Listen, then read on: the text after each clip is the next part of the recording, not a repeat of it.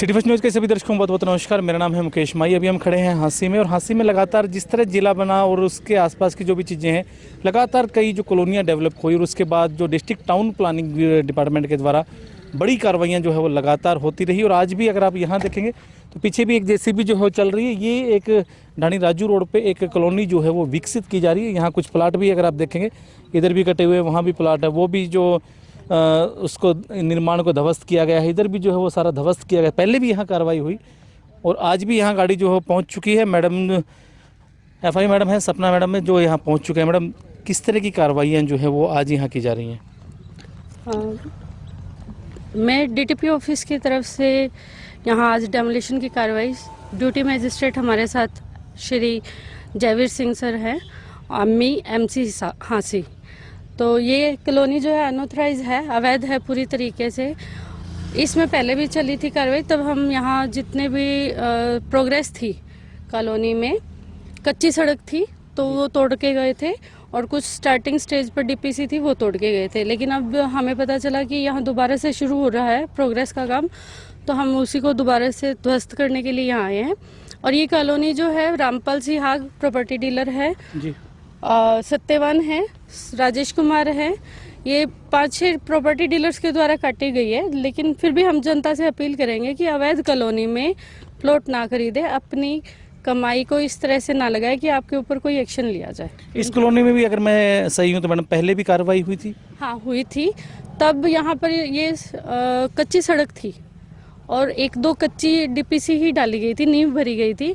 लेकिन आज हम देखें तो हम देख रहे हैं कि यहाँ पर दोबारा से प्रोग्रेस शुरू कर दी है, डीपीसी आ रही है दोबारा से, और दोबारा से सड़क को बना दिया। और यहाँ अब ये जो है कच्ची के बजाय पक्की की कर रहे हैं, तो इसलिए इसको तोड़ना ज़रूरी था जी। लगातार जितने भी हम जो आप जो कार्रवाइयाँ करते हैं, वो वीडियो जो पोस्ट करते हैं, कमेंट आते हैं उनके नीचे कि इन कार्रवाइयों का बेनिफिट क्या हो रहा है, क्या इससे कोई आम लोग जागरूक हो रहे हैं, या ये जो कॉलोनाइज़र हैं ये उस चीज़ को नहीं, भैया जो इनवैलिड जो चीज़ें हैं उनको फिर भी वो वैसे ही लगातार जारी हैं? कोई फ़र्क तो नहीं पड़ रहा मैडम इन चीज़ों का? नहीं, जनता धीरे धीरे हो रही है, वो पूछती है प्रश्न।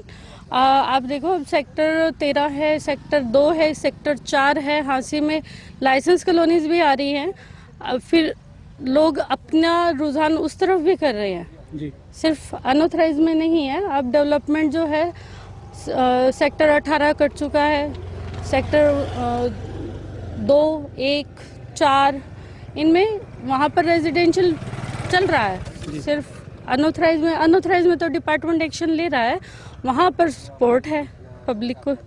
अगर हम हाईवे के नज़दीक की अगर बात करें, वहाँ भी बड़ी कार्रवाइयाँ जो हो डीटीपी डिपार्टमेंट के द्वारा वो की गई है। वहाँ पे भी अगर कोई लोग अपने इसमें कोई एनओसी लेना चाहे या ऑथोराइजेशन अगर लेना चाहे तो उसका क्या प्रोसेस, क्योंकि लोग कहते हैं कि वो मिलता ही नहीं उस नहीं, सभी ऑनलाइन, जो डिपार्टमेंट का ऑनलाइन पोर्टल है उस पर लगभग सभी पॉलिसीज अपलोडेड है। एज पर पॉलिसी अगर कोई अप्लाई करता है तो उसको जो क्राइटेरिया के अकॉर्डिंग से मिलेगा। एनओसी है, एनओसी मिलेगी, सीएलयू है, चेंज ऑफ लैंड यूज़। आप सिर्फ एनओसी पे मत जाइए, चेंज ऑफ लैंड यूज़ है, लाइसेंस है। वो डिपेंड करता है कि आपका एरिया जितनी जगह है उस पर आप क्या बनाना चाहते हो, उसके अकॉर्डिंग ही मिलेगा ना। यूँ कहने से नहीं होगा। अगर कोई फर्दर कोई क्वेरी है तो विद डॉक्यूमेंट्स, रेवेन्यू डॉक्यूमेंट्स आप ऑफिस में आए। जो नॉर्म्स पूरे करेगा उसको सारी जो चीज़ें हैं वो अवेलेबल होंगी। हाँ, आप देखो ना, सेक्टर 1 में 3 लाइसेंस हो चुके हैं, और सेक्टर 2 में इंद्रावती है, और ओपल डेवलपर्स है, वसुधा है, गीता चौक पर कॉलोनी आ चुकी है। अप्रूव्ड कॉलोनीज आ रही हैं, ऐसा नहीं है, वो भी नॉर्म्स के साथ आ रही है। ऐसा तो नहीं है कि नहीं मिल रही। आपने जैसे कहा कि जो लोग जो प्लाट खरीदना चाहते हैं या इन्वेस्ट करना चाहते हैं, वो अगर एक पूरी लिस्ट अगर देखना चाहे कि कौन कौन सी ऑथोराइज कॉलोनी है जहाँ पे वो इन्वेस्ट कर सके ताकि उसके ऊपर कोई डीटीपी का कोई फिर बाद में पंजा ना चले, तो वो लिस्ट कहाँ देख सकते हैं? वैसे तो टाउन प्लानिंग की वेबसाइट पर सभी चीज़ें अवेलेबल हैं। फिर भी अगर फर्दर कोई क्वेरी है तो सेक्टर 13 हुड्डा हिसार ऑफिस में आप मिल सकते हैं पब्लिकली। तो इस तरह की कार्रवाइयाँ आगे भी जारी रहेंगी? ऐसे ही रहेगी, इससे ज़्यादा हो सकती है, इससे भी ज़्यादा हो सकती है। क्या आप एक अपील क्या करना चाहेंगे जो लोग नई इन्वेस्टमेंट करना चाहते हैं, उनसे क्या अपील करेंगे? अपील यही है कि आप अप्रूव्ड सेक्टर्स में, अप्रूव्ड कॉलोनीज में, चाहे वो वेदर वो हुडा अप्रूव्ड है, टाउन प्लानिंग अप्रूव्ड है या एमसी अप्रूव्ड है, उन एरिया को ही आप अपने सेल परचेज या इन्वेस्टमेंट का सही साधन समझे। जी उसके अलावा आपको मे बी फर्दर कोई भी डिपार्टमेंटल किसी भी डिपार्टमेंट की कोई भी कार्रवाई आपको फेस करना पड़ सकती है। हाँ, बहुत बहुत धन्यवाद मैडम। ड्यूटी मजिस्ट्रेट आज के जयवीर सिंह जी हमारे साथ हैं। सर, किस तरह की जो कार्रवाई है, जैसे मैडम ने बताया कि ये कार्रवाई लगातार इसी तरह चलती रहेंगी जब तक ऑथोराइज जो कॉलोनियाँ हैं उनमें अगर आप इन्वेस्ट करेंगे तो बिल्कुल निश्चिंत रह सकते हैं। जी आज भी अपील तो मेरी यही है भी जो भी अपनी प्रॉपर्टी या इन्वेस्ट करना चाहते हैं जी वो अप्रूव्ड कॉलोनी हो, टीटीपी के थ्रू या एमसी के थ्रू, जो भी अप्रूव्ड कॉलोनी उसी में ही अपनी इन्वेस्ट करें, उसी में ही प्लॉट वगैरह जो भी खरीदें। जी चलिए, बहुत बहुत धन्यवाद सर। तो ये जिस तरह आज जो यहाँ की कार्रवाइयाँ जो की गई हैं उसी के मद्देनज़र ये पूरा एक जो प्रशासनिक अमला जो है वो यहाँ पहुँचा हुआ, जेसीबी जो है वो लगातार अपना काम कर रही है। हालांकि अभी यहाँ पे मिट्टी भी डाली गई है, उससे आगे ब्लॉक भी बिछाए जा रहे हैं और पूरी की जो डीपीसी तक की जो कार्रवाइयाँ जो है वो यहाँ चल रही थी, लेकिन विभाग ने यही कहा कि जो ऑथोराइज नहीं है वो मान्य नहीं है।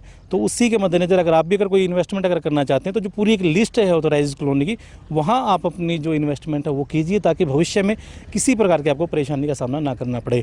आपको कैसा क्या लगा कमेंट के माध्यम से अपनी राय जरूर दे दें। कैमरामैन जतिन के साथ मेरा नाम मुकेश माही। नमस्कार, जय हिंद, जय भारत।